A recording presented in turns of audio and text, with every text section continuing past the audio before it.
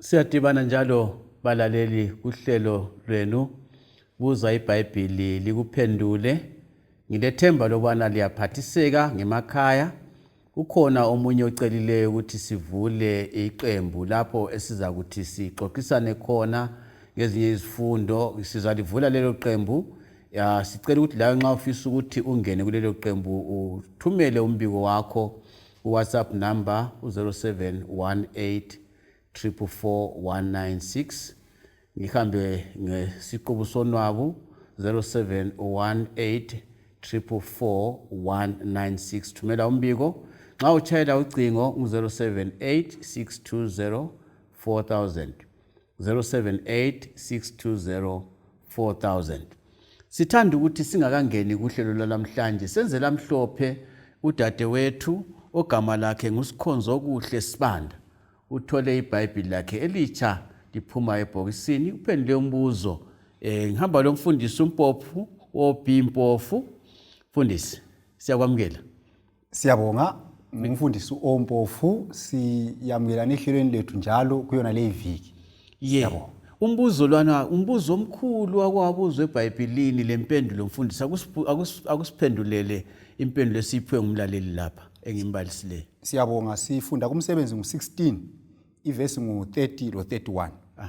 IBhayibhili ithi yona lapha, wabakhuphela phandle wathi, madoda, ngenze njani ukuba ngisindiswe na?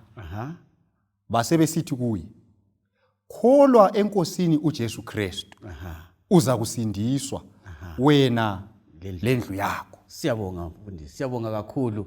Yiyo ke balaleli umbuzo omkhulu wabuzwayo lempendulo eyanikwayo.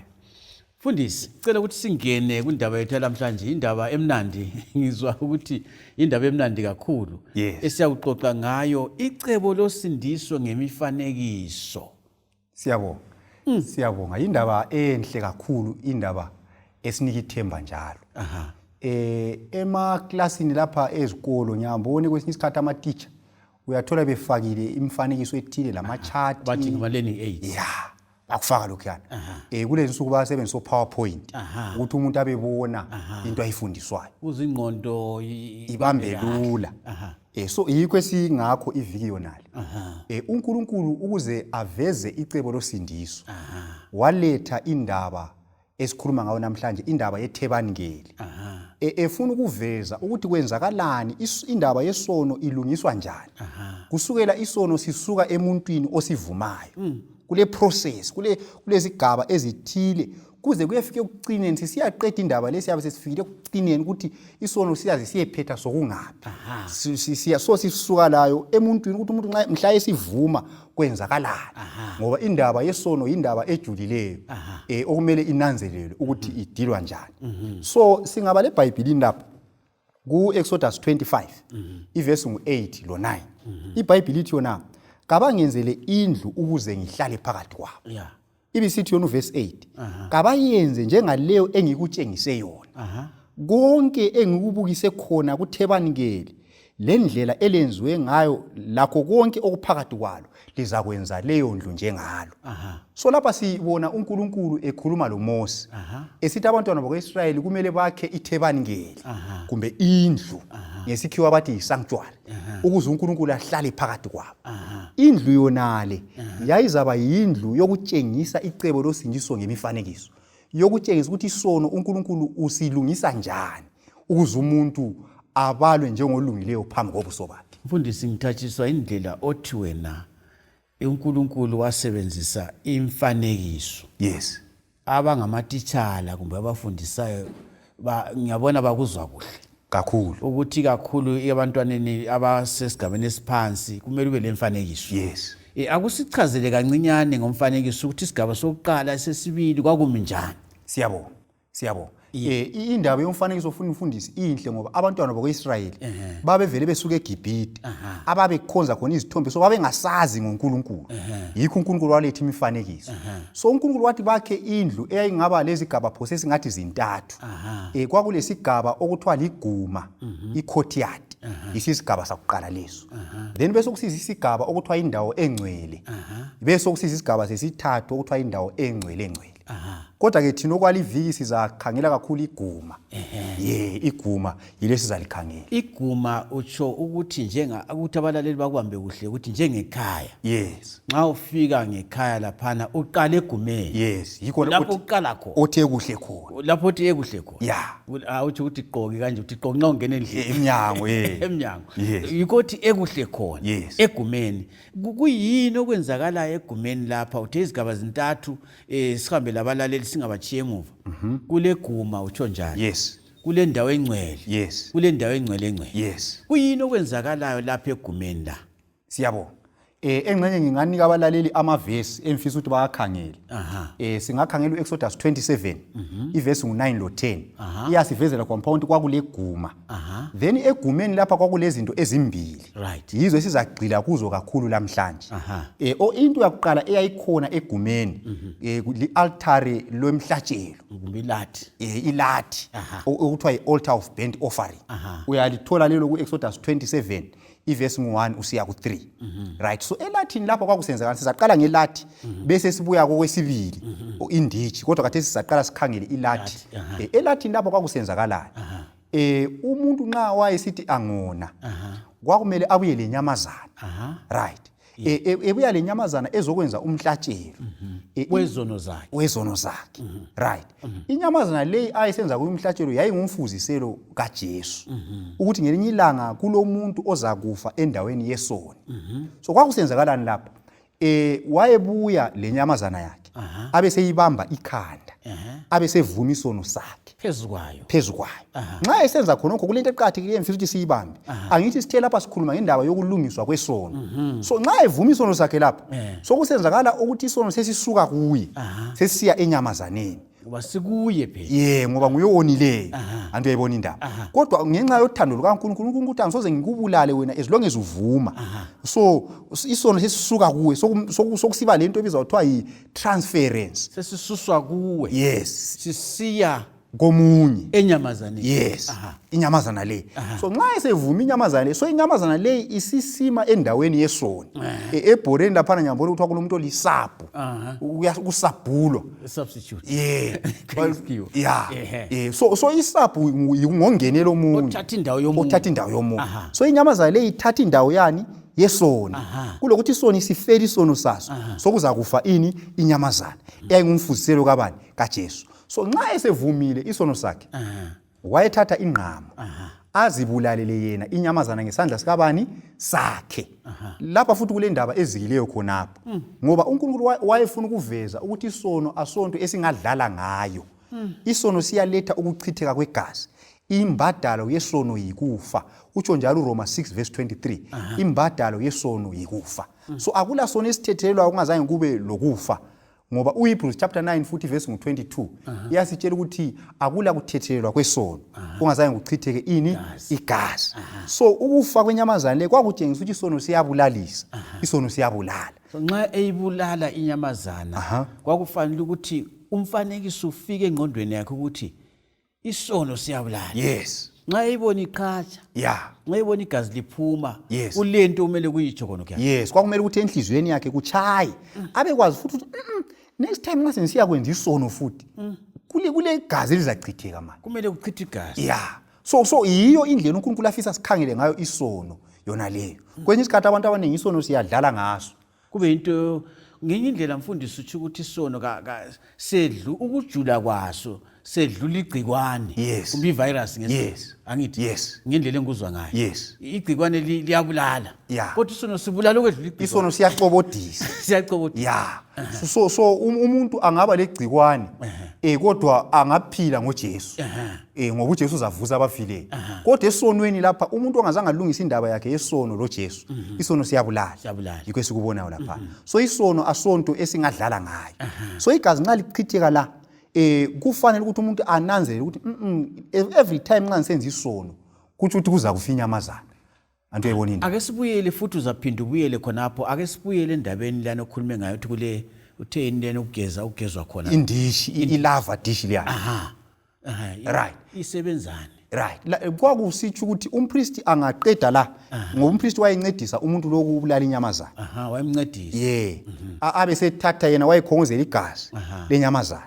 So kwesinye isikhathi wayekhongozela igazi agcobe igazi empondweni altare la lempondo ezingu4 kumbe athatha igazi lelana angene endaweni esithe kusendaweni engcwele kodwa engakangeni endaweni engcwele yikho lapho kwakumele adlule khona ngaphi enditshini leyi enditshini leyi wayefika laphana indishi yayenziwe ngamanglazi ayinikelwe ngomama ayizibuko so wayefika azibuke inyawo zakhe abesebona lapha angcole khona angabona lapha angcole khona kwakungamelanga angene engcolile phakathi kwakumele ageze emanzini ayephakathi kwendishi yona leyenziwe ngamanglazi yindaba eyenzakalayo lapha so lapha sibonani sibona ukuthi umpriest kwakumele indaba yakhe ayilungise indaba yesono kumele ilungiswe engakayi yena ngokwakhe umpriest ngoba ngeke ayemela abanye abantu engcolile yes ngoba amanglazi lawo amelele umthetho kaNkulunkulu oyiwo oyisilinganiso nxa kuthiwa umuntu wonile kumbe kawonanga kulinganiswa ngani ngomthetho kaNkulunkulu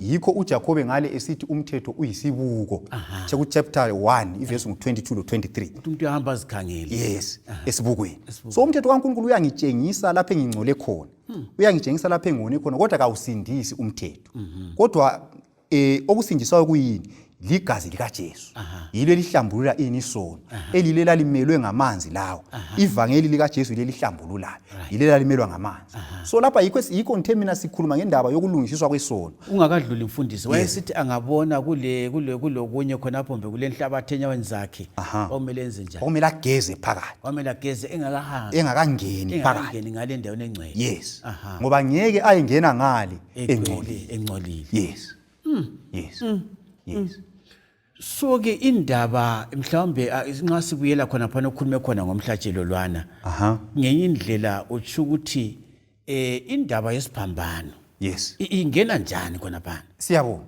indaba yesiphambano ivele indaba endala yikho phela kuthiwa uJesu liyungulu kaNkulunkulu elahlatshwa umhlaba ongakadatshulwa kuSambulo 13 ngale so indaba yesiphambano indala siyibona ivele iqalisela ngaphi eEden uAdam esewonile uAdam esonile kwathiwa kathathe iwundlu alibulale iwundlu lelo lisithi ukuthi Adam ngenxa ukuthi wonile wena kulomuntu ozabuya zokufa endaweni yakho uJesu kodwa ngenxa ukuthi isikhathi sokuthi uJesu afe sasingakafiki kodwa kwakumele uAdam labanye abaphila uJesu engakafi batshengise labo ukuthi bayakholwa kubani kuJesu licebo losindiso lelo so yikho babebulala izinyamazana so ukubulala inyamazana kwakusithi ukuthi umuntu uthi ngiyavuma ukuthi ngiyisoni kulomunye ozafa endaweni kabani yami so inyamazana zonke lezi zazi ngumfuziselo kabani kaJesu so ku-altare lapho i-altare leli limelele isiphambano sikaJesu ngoba yikho kwakusenziwa khona umhlatshelo njalo yikho kwakudilwa khona le ndaba yesono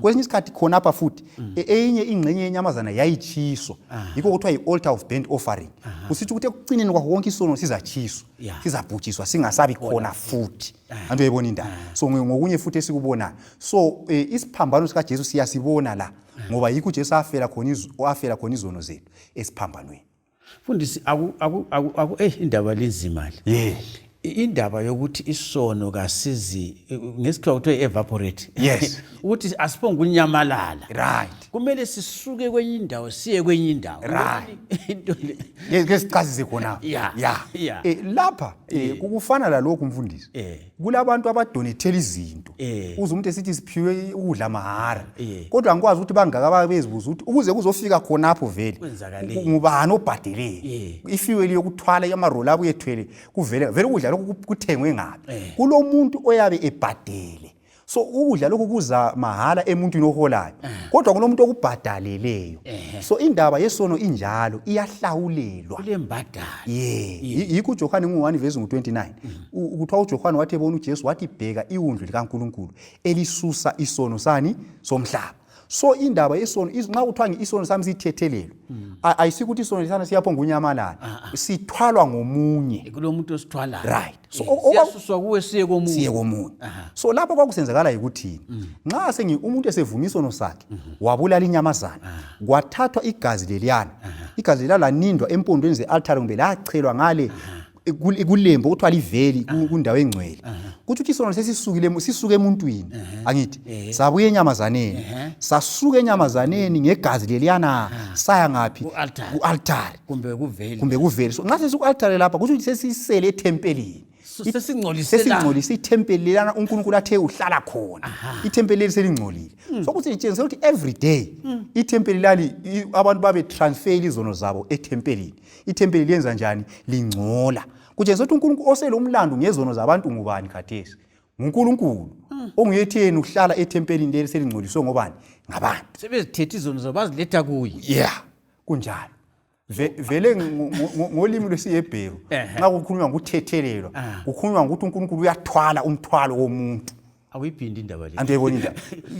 Indaba esichasayo lapha ukuthi ukuthethelelwa ngolimi lwesiHebheru kuthi ukuthi uNkulunkulu uyathatha umthwalo wesono somuntu. Antu yayibona indaba. Asithwale yena. Yes. Kakulanto ukuthiwa khona isono sesiphonga usuka nje. Hatshi. Nxa uthe zona sezisusiwe, zisuse zasiwa komunye umuntu. Oh yes, sezithwelwe ngomunye. Ngenye indlela mfundisi lapha sitsho ukuthi kumbe utsho ukuthi khona nxa ukhangela phambili ngaleli cebo losindiso lalivele likhomba uJesu. Yes. Oza ukwayithinta indaba yokuthi nguJohane 1:29 othena. Yes. Bheka iwundlu kaThixo elisusa izono. Yes. Ngenye indlela uJesu wathwala. Yes. Izono. Yes. Kaziphonga unyamalala. Yes. Yes. Zithwalwa nguJesu. Yes. Zingcolisa indawo engcwele. Evele esifu uJesu wayesethwele izono zabantu bonke kusukela kuAdamu kuze kuyefika emuntwini wokugcina ozazalwa emhlabeni. So izono zakhe izono zomuntu zase zithwelwe nguJesu zabantu bonke emhlabeni. So okunye futhi khonapho mfundisi akula muntu ozalwa emhlabeni izono zakhe zingabhadalelwanga nguJesu. Right. Izono zabhadalelwa zonke nguJesu. Kodwa kuya ngokuthi wena uyazivuma yini uziletha kuye. Ngenye indlela mfundisi uthi wena nxa ngizithwele izono zami mina. Yes. Njengalona engafunda ngayo kwenye indaba ukuthiwa khona umama lo waphiwa ukuthi umuntu wamnika ilift. Yes. Ehamba ngeroli. Wamhlalisa kuthiwa wethwele impahla. Uthi hayi ethula impahla iroli izazithwala. Wathi hayi ngifuna ukuhamba ngizithwale impahla zami. Yeah. So nxa wena izono ungazivumanga. Yes. Ufana lo muntu othwele impahla kodwa egada imota. Yes. Ungazivumanga. Ukusindwa ngumthwalo ongamelanga ungabe uyakusinda. Kutshoni ukuthi khona abantu izono sebebhadalelwe. Ungakuchasisa yini mfundisi ngendlela elula esingazisuthi nxa kuthi usubhadalelwe umuntu ambonanga lutho anzwanga lutho lisuka kimi nxa ufuna ezethwele umthwalo. Okay. Isono singumthwalo ngendlela engizokhuluma. Yes. Nxa kuthi usebhadalelwe kutshoni khona. Right. Indaba lesingayifaka kanje. Sisuka lapha ekuthini wonke umuntu emhlabeni kufanele ukuthi umuntu angantshontsha uNkulunkulu ahla ambulale amjezise. Ngoba kuthiwa inkokheli yokona kuyini? Ikufa. Kodwa uNkulunkulu uthi umuntu lo angantshontsha abe sithi ngiyakholwa kuJesu ukuthi Jesu wabhadala izono zami. Inhlawulo uNkulunkulu ulaka lwakhe lolana kade kumele luthelwe kimi lwathelwa kubani? KuJesu. So ngesizathu sokuthi uJesu wangifela mina nxa ngikholwa kuJesu ngivuma izono zami angisafeli izono zami kade kumele ngizifele ngoba uJesu wafa endaweni kabani yami. Yikho kuthiwa yikusindiswa khonoko. Bekumele ngife kodwa kangisafi ngoba omunye sefile endaweni yami sebhadele ukufa kade kumele nginjani ngife ngikufe mina. Yes. Yes. Hey mfundisi indaba obuya layo indaba ejulileyo kakhulu. Ngenye indlela utsho ukuthi umuntu owalayo ukuthi avume izono zakhe njengomuntu ofana ukuthi ubhadalelwe itikiti kwathiwa kagade. Omunye ukuthi vele kuthiwa wagada iframachini. Esegada iframachini lapha kuthiwa babe iframachini bayanika ukudla. So yena wayelokhu sithi hayi mina ngisuthi. Bamnika okunye ukuthi hayi mina ngisuthi. Bathi sebesiyafika bathi kodwa wena uyakwazi ukuthi itikiti leli libhadalele ukudla konke lokho. Kubhadele konke lokho. Konke lokho kubhadele. So yena wabulawa indlala kodwa intengo ibhadele. Futhi khona lapho kunye okumele sikubambe ukuthi ngezinye indlela umuntu lo wayesedlalisa imali yabantu. So okunye futhi okumele sikubambise ukuthi umusa kaNkulunkulu akudlalwa ngawo. Ayisiko ukuthi kumele ngithi mina ngoba uJesu wabhadala sengisiyakona ngabomo. Indaba yesona sonto yokudlala ngayo ngoba kwachitheka igazi la. Indaba ezwisa ubuhlungu le. Yikho uNkulunkulu wayefuna ukuthi abantu bazibulalele inyamazana besizwa ubuhlungu besono. Bayibona iqhatsha. Abekwazi ukuthi okumele aqhatshe endaweni enyamazana nguye. Yes. Wasusithi wena nxa ebona uJesu sibona uJesu elenge esiphambanweni. Yes. Kumele sibone ukuthi yitho kumele silenge khona phakathi. Exactly. Mfundisi isikhathi sesiphelile kodwa ke ngiyabonga ukuthi singaphandle kweguma la. Yes, lokho singaphandle kweguma. Yes. Kodwa indaba yosindiso umfanekiso wakhona uyajula siphandle. Yes. Ungathini kubalaleli nxa sibachiya khona apho sizaqhubeka uviki elandelayo? Right, kubalaleli lapha ngingathi mina ukulahlwa kunzima. Ngoba uJesu uhlawulele izono zakho. Khathi uzalelani lazo kulokuthi uzinikele kubani? KuJesu. Number 1. So isizathu sokuthi ngilahlwe ulahlwe emlaleli asikho ngoba uJesu wahlawulela izono zakho. Okwesibili, singadlali ngesono ngoba isono saletha ukuchitheka kwegazi lendodana kaNkulunkulu. Isono siyabulala. Isono siyabulala. Balaleli, nansi indaba esikhuluma ngayo asizukuyiqeda namhlanje kodwa ke sizayibamba amalanga lamaviki alandelayo. Ngilethemba lokuthi liza kusilandela liyilalele kakuhle indaba ejulileyo kakhulu icebo losindiso ngemifanekiso. Nxa uthanda ukuthi wazi okunengi inombolo siziphile ekuqaleni ngizaziphinda njalo 0718 444 196 0718 444 196 ngeze WhatsApp lezo. Nxa ufuna ukuchaya ucingo 078 620 4000 078 620 4000. Inkosi libusise balaleli, asithintaneni abafisa njalo ukubana lihlanganyele kuqembu lokufunda ilizwi likaNkulunkulu. Likhululekile ukuthumela imbiko yenu kunombolo eziphiwe. Inkosi ilibusise. Siyabonga mfundisi. Siyabonga.